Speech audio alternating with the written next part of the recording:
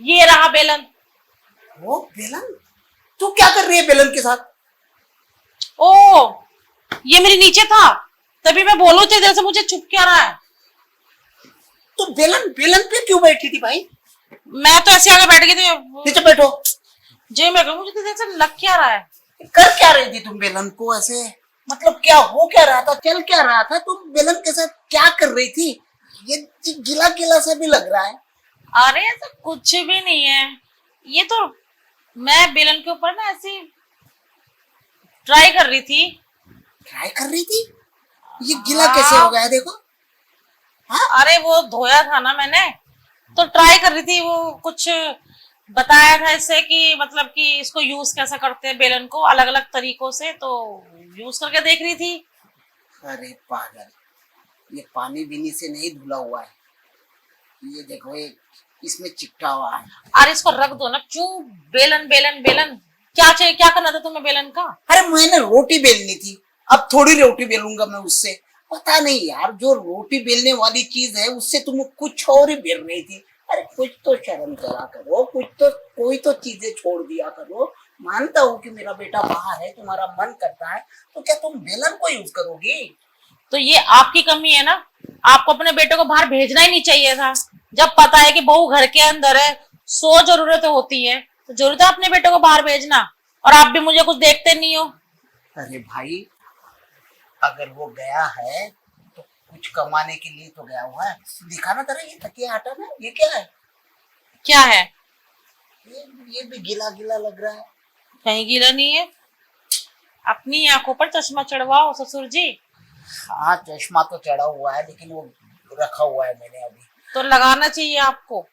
तो एक काम कर ले, क्या? तू ना विजय को फोन करके बुला ले तू यहाँ पे, क्योंकि तेरे कुछ लक्षण अच्छे नहीं लग रहे मुझे अब। अच्छा, और वो पूछेंगे कि एकदम अचानक क्या काम पड़ गया, तो क्या बोलोगे उनसे? अरे मैं बता दूंगा भाई, उसे कह दूंगा यार तू ना भाई यहीं पे रह के काम धाम कर। ये बहू है ना, देख घर घर के सारे चीजों को इस्तेमाल करना चाह रही है। अच्छा। कभी बेलन, तो कभी क्या, तो कभी क्या, तो कभी क्या, कभी घिया, कभी खीरा, सारी सब्जियों की भी ऐसी तैसी कर रखी यार तुमने।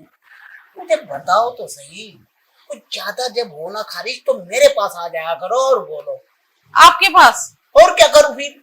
जब आपको पता है कि मैं ये सब चीजें करती हूँ, तो आपको तो खुद पहल करनी चाहिए थी।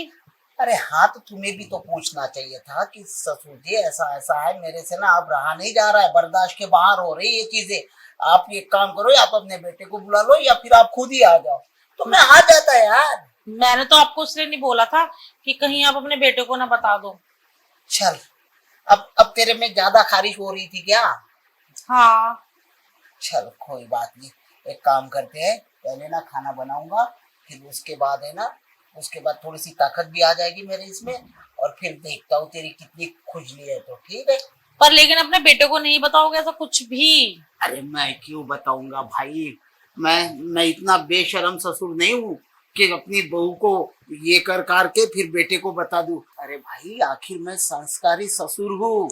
अच्छा, आप संस्कारी ससुर तो हो, तो इसका मतलब आपके मन में मेरे लिए कुछ भी नहीं है। नहीं। तो ठीक है, अगर आपके मन में नहीं है तो रहने दो, मैं कहीं बाहर ट्राई कर लूंगी। अरे पागल है क्या तू? मैं इतना बेगैरत इंसान भी नहीं हूँ कि अपने घर की इज्जत को बाहर जाने दूं। अरे अगर तेरी इतनी मचली रही, तुझे अपनी इज्जत को इतना लूटवा नहीं है, तो कोई बात नहीं, मैं लूट लूंगा उसे आराम से। अच्छा, हाँ। तो मतलब आपके मन में तो कुछ है ही नहीं, फिर क्या लूटोगे आप? अरे तेरी खातिर भाई, तेरी खातिर मैं बलि का बकरा भी बनने के लिए अब तैयार हूँ। ठीक है ना?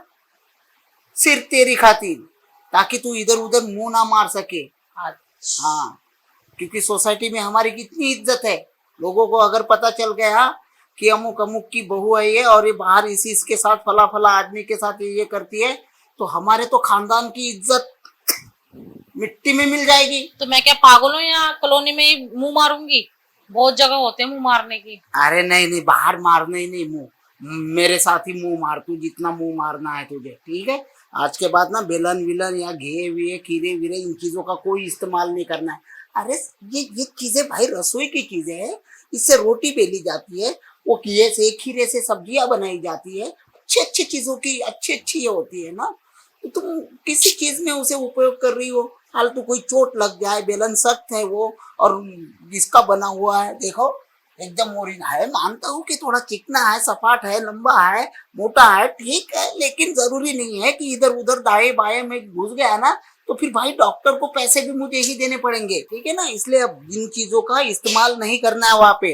चलो अब एक काम करो, ये बेलन उठाओ, रसोई में रखो और सीधा तुम्हारी खुजली मिटाने के लिए मेरे बेडरूम में आओ। चलो वो बेलन उठाओ, ठीक है। ठीक है। और इससे रोटी मत बेलना आगे से। ठीक है।